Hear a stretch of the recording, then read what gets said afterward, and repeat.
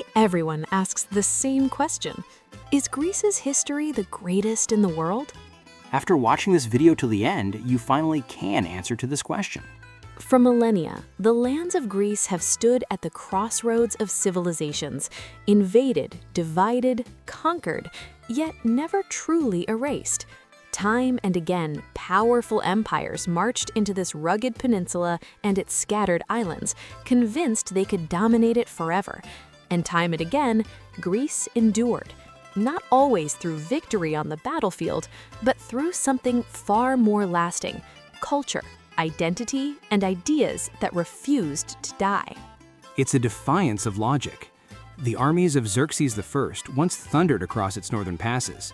The legions of the Roman Empire eventually absorbed it. Later, Byzantines, Crusaders, and the vast forces of the Ottoman Empire all ruled over Greek lands.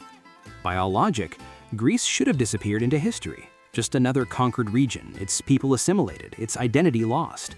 But that never happened. Instead, Greece did something extraordinary. Even when conquered, it influenced its conquerors. Even when politically weak, it remained culturally dominant. Even when divided, it preserved a sense of continuity stretching back thousands of years. From philosophy to language, from religion to political thought, Greece shaped the very civilizations that ruled over it. So how did this small mountainous land leave such an enormous mark on history? How did it survive centuries of occupation? And how did it manage to remain recognizable from antiquity to the modern nation we know today? This is the story of a civilization that did not just survive history, but helped define it. To understand Greece, we must go back to a time before empires, before even the concept of Europe existed. Long before classical Greece, the region was home to advanced Bronze Age cultures like the Minoan civilization and Mycenaean Greece. These societies built palaces, developed trade networks across the Mediterranean, and laid the foundations for what would come later. But it was after the collapse of these early civilizations that something remarkable happened. Out of chaos and fragmentation, a new kind of society emerged, the Greek city-state, or polis. Places like Athens, Sparta, and Corinth became independent centers of power, each with its own identity, laws, and culture. They competed, fought, and rivaled each other, but they also shared a common language, religion, and worldview. And within these city-states, humanity began asking new kinds of questions. What is justice? What is truth? What is the nature of reality? Thinkers like Socrates, Plato, and Aristotle didn't just accept the world as it was, they tried to understand it. They laid the foundations of philosophy, science, and logic, systems of thought that still shape how we think today. One of the defining moments in Greek history came when the mighty Achaemenid Empire attempted to conquer Greece. Against overwhelming odds, the divided Greek city-states united. Battles like Marathon, Thermopylae, and Salamis became legendary. The Greeks did not just win battles, they defended an idea that free citizens, not absolute rulers, should shape society. This moment became foundational. It defined Greek identity as something worth preserving, even against the greatest empire of the time. Yet Greece was not immune to internal conflict. Rivalries between city-states weakened them, paving the way for a new power from the north, Macedon. Under Philip II of Macedon and later his son Alexander the Great, Greece was unified by force. Then came one of the most astonishing expansions in history. Alexander didn't just conquer lands, he spread Greek culture across Egypt, Persia, and as far as India. This era, known as the Hellenistic Age, turned Greek language, art, and philosophy into a global phenomenon. Cities like Alexandria became centers of learning. Greek became the language of administration across vast territories. Even after Alexander's empire fragmented, Greek culture remained deeply embedded across the regions he conquered.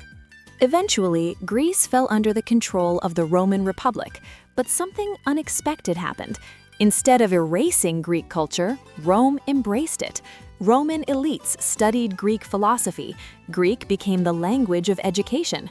Roman art, literature, and religion were heavily influenced by Greek models. As the Roman poet Horace famously suggested, captive Greece captured her rude conqueror.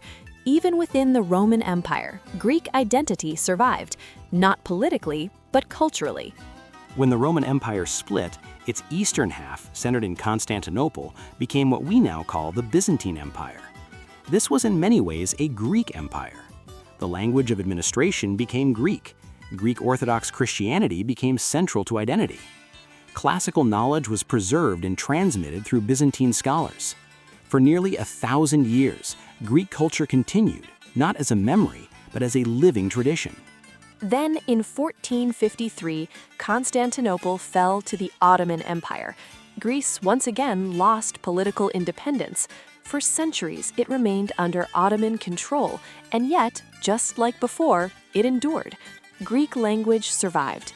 The Orthodox Church preserved identity and education. Traditions, stories, and a sense of shared past kept the idea of Greece alive, even without a state. In the 19th century, something remarkable happened.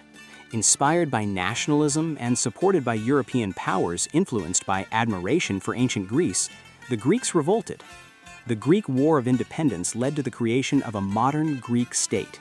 It was a rebirth, not of something entirely new, but of something ancient, re-emerging after centuries. Today, Greece exists as both a modern country and an ancient legacy.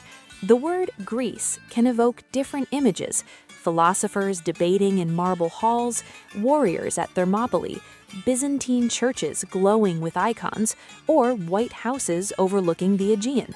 But these are not separate stories. They are all part of one continuous thread. Like Iran, Greece did not survive by winning every battle. It survived by shaping minds. Empires conquered its land, but adopted its ideas. Rulers came and went, but Greek language, philosophy, and identity endured. Perhaps that is the true lesson of Greece. Power can conquer territory, but ideas, once created, can outlive empires. And in that sense, Greece never truly fell. It simply transformed and continued. Thanks for watching. Hope you liked the video. You can also check my other videos and find more and more about cultures, nations, religions, and countries.